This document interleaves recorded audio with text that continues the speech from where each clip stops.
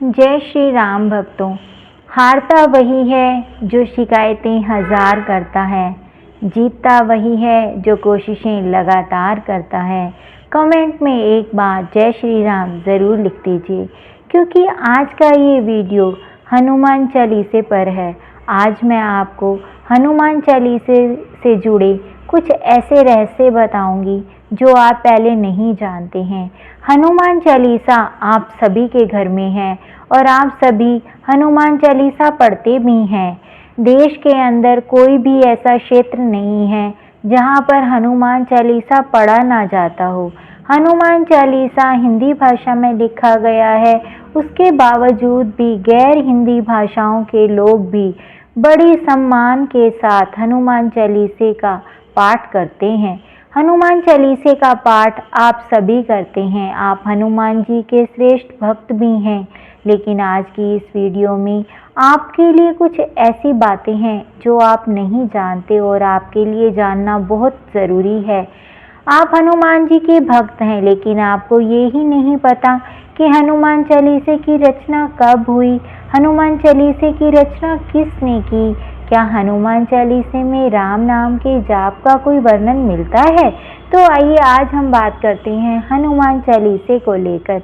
आज मैं हनुमान चालीसे से जुड़े कुछ ऐसे रहस्य बताऊंगी आपको जो आप नहीं जानते हैं। मेरी इच्छा किसी को भी ये दिखाना नहीं है कि उन्हें हनुमान चालीसे के बारे में पता नहीं है। मैंने थोड़ा सा ज्ञान अर्जित किया अपने बाबा की कृपा से, और ये वीडियो भी मैं अपने हनुमान बाबा की इच्छा से लेकर आ रही हूँ। अगर आप हनुमान भक्त हैं और हनुमान जी पर पूरा विश्वास रखते हैं तो मेरी वीडियो को अंत तक ज़रूर देखिएगा, क्योंकि इस वीडियो को देखने के बाद आपको हनुमान जी से जुड़े कुछ ऐसे रहस्य भी पता चल जाएंगे जो आप पहले से नहीं जानते हैं। आइए बात करते हैं कि हनुमान चालीसा सबसे पहले किसने लिखा और कब लिखा गया। हनुमान चालीसा आज से 600 वर्ष पूर्व अर्थात 16वीं शताब्दी में लिखा गया। ये गोस्वामी तुलसीदास जी ने लिखा और इसे अवधी भाषा में लिखा। जिस लिपि में लिखा गया उसे पांडुलिपि कहते हैं, और आज के समय में भी बलरामपुर के फतेहपुरी क्षेत्र में वहाँ पर एक पाटन मंदिर है। उस मंदिर में आज भी ये प्रति जो है वो संभाल कर रखी गई है। हनुमान चालीसे को लेकर कई ग्रंथों में ऐसी कहानियाँ सुनने को मिलती हैं कि गोस्वामी तुलसीदास जी को एक बार अकबर ने अपने राजमहल में बुलाया और उन्हें कहा कि उनकी जो रचनाएं हैं वो अत्यधिक लोकप्रिय हैं, इसीलिए वो मुझे भी भगवान के रूप में प्रस्तुत करें। अकबर ने कहा कि आप मुझे भगवान के रूप में प्रस्तुत कीजिए ताकि लोग मुझे जाने, वो मुझे भगवान माने। लेकिन स्वामी तुलसीदास जी ने मना कर दिया। उनके ऐसा मना करने पर अकबर ने उन्हें कारावास में डाल दिया। उस कारावास की अवधि में गोस्वामी तुलसीदास जी ने हनुमान चालीसे की रचना की, और कहा जाता है जिस दिन हनुमान चालीसे की रचना पूर्ण हुई उस दिन फतेहपुर सीकरी में वानरों का महान उद्दंड भरा हुआ आक्रमण हुआ, जिसे देखकर वहां के क्षेत्र के लोग सभी में हाहाकार मच गया। और कहा जाता है कि जब अकबर ने गोस्वामी तुलसीदास जी को कारावास से बाहर छोड़ा तो वानरों का आक्रमण शांत हो गया और वानर वहां से चले गए। ऐसा कई ग्रंथों में हमें पढ़ने को मिला है। हनुमान चालीसे को चालीसा ही क्यों कहा जाता है? हनुमान चालीसे को चालीसा इसलिए कहा जाता है क्योंकि उसके अंदर 40 चौपाइयाँ और 40 छंदों की रचना की गई है। अगर आप जानना चाहते हैं कि चौपाई क्या होती है और छंद क्या होता है तो आप मुझे कमेंट ज़रूर कीजिएगा। मैं आपको बताऊंगी कि चौपाई और छंद में क्या अंतर है। क्यों कोई भी धर्म ग्रंथ है, चाहे रामायण है, महाभारत है या भागवत गीता है, वो सारी दोहों में, चौपाइयों में और छंदों में क्यों लिखी जाती है? अगर आप जानना चाहते हैं तो मुझे कमेंट ज़रूर कीजिएगा, क्योंकि आज का ये वीडियो तो मेरे बाबा की कृपा से हनुमान चालीसे को लेकर ही है। आज के इस वीडियो में मैं सिर्फ और सिर्फ हनुमान चालीसे से संबंधित ही बात करूँगी। हनुमान चालीसा 40 चौपाइयों और 40 छंदों का एक समूह है। हनुमान चालीसे में हमें हमारे शरीर से संबंधित हर एक रोग का इलाज मिलता है, हर एक दुख का इलाज मिलता है। ऐसी कलयुग में कोई भी इच्छा नहीं है जो हमारी पूरी ना हो सके, सिर्फ उसके लिए हनुमान चालीसा ही माध्यम है। हनुमान चालीसे से अपनी इच्छा कैसे पूरी की जाती है, हनुमान चालीसे को कैसे सिद्ध किया जाता है, अगर आप ये भी जानना चाहते हैं तो आप मुझे कमेंट ज़रूर कीजिएगा, जिससे कि मैं आपको बता सकूं कि हनुमान चालीसे का जाप 100 बार क्यों किया जाता है, 7 बार, 11 बार, 21 बार या 108 बार ही क्यों किया जाता है, हनुमान चालीसे को पढ़ने का सही समय क्या है। ये सब कुछ अगर आप जानना चाहते हैं तो मुझे कमेंट ज़रूर कीजिएगा। अब बात करूंगी कि हनुमान चालीसे में राम नाम कितनी बार आया है। कभी आपने गिना है कि राम जी का नाम हनुमान चालीसे में कितनी बार आया है? हनुमान चालीसे में राम जी का नाम 11 बार आया है।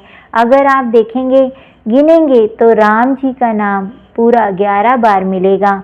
और इसके साथ साथ रघुवीर शब्द, राम जी के लिए रघुवीर को भी यूज़ किया गया है, तो वो शब्द हनुमान चालीसे में 2 बार मिलता है। और श्रीपति 1 बार मिलता है। प्रभु जो राम जी के लिए यूज़ किया गया है वो भी 1 ही बार मिलता है। कबीर जी, जय श्री राम भक्तों, इसमें आने वाली त्रुटि के लिए मैं क्षमा चाहती हूँ। राम नाम का जाप ऐसा जाप है जो आपकी हर एक त्रुटि को दूर कर देता है। यहाँ पर हनुमान चालीसे में जो सबसे पहला ही नाम कहा गया है, श्री गुरु चरण सरोज रज निज मन मुकुर सुधार, इसमें जो श्री शब्द है, ये श्री शब्द माता सीता के लिए लगाया गया है। माता सीता को अपनी शिरोधार्य मानकर, माता मानकर गोस्वामी तुलसीदास जी ने इसकी रचना की है। माता जानकी ने हनुमान जी को क्या आशीर्वाद दिया आप जानते हैं?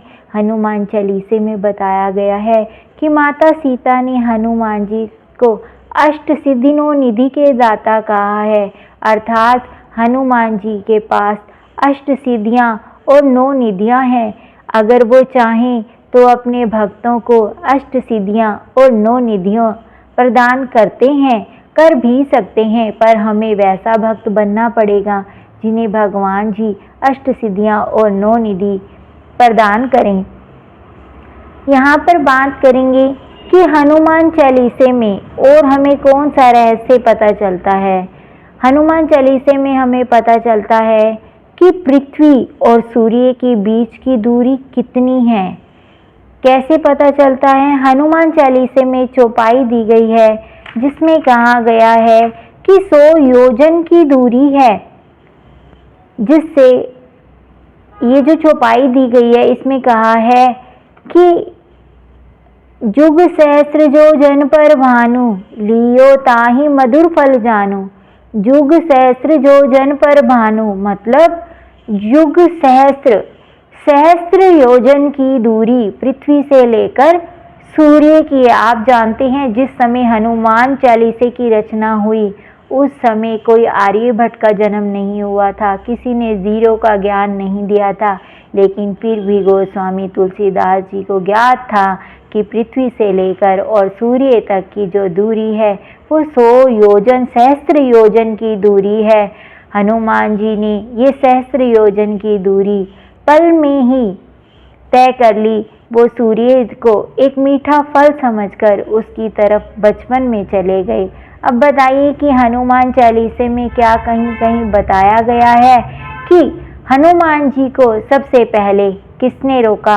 जब वो सूरज को अपना फल समझकर खाने जा रहे थे तो उन्हें सबसे पहले इंद्र ने रोका। इससे जुड़ी भी एक कहानी है जो आप सभी जानते भी होंगे। अगर जानना चाहें तो मुझे कमेंट ज़रूर कीजिएगा और कमेंट में जय श्री राम ज़रूर लिखिएगा, क्योंकि जय श्री राम ही एक ऐसा नाम है जो कलयुग में आपको पार उतार देगा। हनुमान चालीसे में कितनी चौपाइयाँ हैं और उन चौपाइयों में किस किस का कैसे बखान किया गया है। हनुमान चालीसे में आप सभी जानते हैं कि 40 चौपाइयाँ हैं। इन 40 चौपाइयों में से पहली 10 चौपाइयों में भगवान हनुमान जी की गाथा का वर्णन किया गया है। आप हनुमान चालीसा उठाकर देख लीजिएगा कि पहली 10 चौपाइयों में सिर्फ और सिर्फ भगवान हनुमान जी की का ही वर्णन किया गया है, और उसके बाद 11 से 20 चौपाइयों में भगवान राम जी का वर्णन किया गया है। 11 से 15 जो चौपाइयाँ हैं उसमें सिर्फ और सिर्फ राम जी के बारे में कहा गया है, और 16 से लेकर 20 जो चौपाइयाँ हैं उसमें लक्ष्मण पर आधारित कुछ वाक्य दिए गए हैं। हनुमान चालीसा एक ऐसा चालीसा है जिसे पढ़ने से कलयुग में आपके दुख और कष्ट सब खत्म हो जाते हैं। अब बात करूंगी, क्या हनुमान चालीसे में किसी भी प्रकार की कोई त्रुटि है? हम जानते हैं कि हनुमान चालीसे में कोई त्रुटि है, लेकिन जब हनुमान चालीसे की रचना को बड़े विस्तार से मैंने पढ़ा और देखा तो मुझे पता चला कि गुरु रामानुजाचार्य जी, जो कि अपने नेत्रों से विहीन हैं, लेकिन वो फिर भी ऐसे गुरु हैं जिन्होंने कितने ग्रंथों को याद किया है, कंठस्थ किया है। आज वो जगत गुरु की उपाधि में हैं। उन्होंने हनुमान चालीसे में 4 त्रुटियों के बारे में बताया है। पहली त्रुटि 6 यानी कि 6वीं चौपाई में दी गई है। दूसरी त्रुटि 27वीं चौपाई में दी गई है। तीसरी त्रुटि 32वीं चौपाई में दी गई है, और चौथी त्रुटि जो है वो 38वीं चौपाई में दी गई है। आप हनुमान चालीसा प्रतिदिन पढ़ते हैं, पर आपने इन त्रुटियों की तरफ कभी ध्यान नहीं दिया होगा। रामानुजाचार्य जी कहते हैं कि आप हनुमान चालीसे का पाठ कीजिए, पर त्रुटियों से रहित कीजिए। आज मैं आपको वो त्रुटियां बताती हूँ जो काफ़ी गंभीर हैं और सोचें तो कुछ भी नहीं है। सबसे पहली जो 6वीं चौपाई है उसमें कहा गया है, शंकर सुवन केसरी नंदन तेज प्रताप महाजगवंदन। शंकर सुवन केसरी नंदन तेज प्रताप महाजगवंदन। यहाँ पर जो सुवन शब्द है वहाँ पर स्वयं आना चाहिए। शंकर स्वयं केसरी नंदन तेज प्रताप महाजगवंदन। अब यहाँ पर देखिए स्वयं क्यों आया, क्योंकि जो भगवान हनुमान हैं वो शंकर जी के ही अवतार हैं। वो उनके 11वें अवतार हैं, उन्हें रुद्र अवतार भी कहा जाता है। 27वीं चौपाई में बताया गया है, सब पर राम तपस्वी राजा तिनके काज सकल तुम साजा। अब यहाँ पर देखिए तपस्वी राजा, जो तपस्वी राजा हैं वो कभी भी राजा बन सकते हैं क्या? एक तपस्वी राजा बन सकता है? जब भगवान वन में गए तो वन में उन्होंने वनवास काटा, तो क्या वो राजा के पद पे रह सके? नहीं ना। तब उन्होंने वहाँ पर भरत जी को अपनी अयोध्या का राज्य संभाला। तो इस पंक्ति को अगर हम सही करते हैं, जो रामानुजाचार्य जी, श्री रामानुजाचार्य ने बताया है, उन्होंने कहा है सब पर राम राय सिर राजा। सब पर राम राय सिर राजा मतलब जिनके सिर पर राम ही राजा हैं। तो इस पंक्ति को ऐसे पढ़ना चाहिए। आप जानते हैं दुनिया में सबसे ज़्यादा पढ़ी जाने वाली पुस्तक कौन सी है? दुनिया में सबसे ज़्यादा पढ़ी जाने वाली पुस्तक हनुमान चालीसा है। हनुमान चालीसे का पाठ 1 बार, 10 बार, 11 बार, 21 बार और 100 बार किया जाता है। साथ साथ 108 बार भी किया जाता है। अधिकतर हनुमान चालीसे का जो पाठ है वो आप विषम संख्या में कीजिए, जैसे 1 बार, 3 बार, 5 बार, 9 बार, 7 बार, 11 बार, 21 बार, 31 बार, 41 बार। इस तरह से विषम संख्या में आप हनुमान चालीसे का पाठ कीजिए। अगर आज आपको हनुमान चालीसे से जुड़े मेरा ज्ञान अच्छा लगा हो तो कमेंट में एक बार जय श्री राम ज़रूर लिखिएगा, क्योंकि राम ही नाम ऐसा है जो कलयुग में आपको पार उतार देगा। अगर इस वीडियो के माध्यम से मुझसे कोई गलती हो तो उसे क्षमा कीजिएगा, क्योंकि मेरे में इतना साहस नहीं कि मैं हनुमान चालीसे की गाथा को गान कर सकूं या हनुमान चालीसे की त्रुटियों के बारे में बता सकूं। मेरे बाबा की इच्छा हुई तो मैं ये वीडियो आप लोगों तक लेकर आई। अगर आपको इससे कोई ज्ञान मिला हो तो मेरे चैनल को लाइक शेयर सब्सक्राइब ज़रूर कीजिएगा, ताकि मैं आपके लिए हनुमान जी से जुड़े हुए ऐसे और भी तथ्य और भी शिक्षाएं और भी ज्ञान को लेकर आ सकूं। जय श्री राम भक्तों।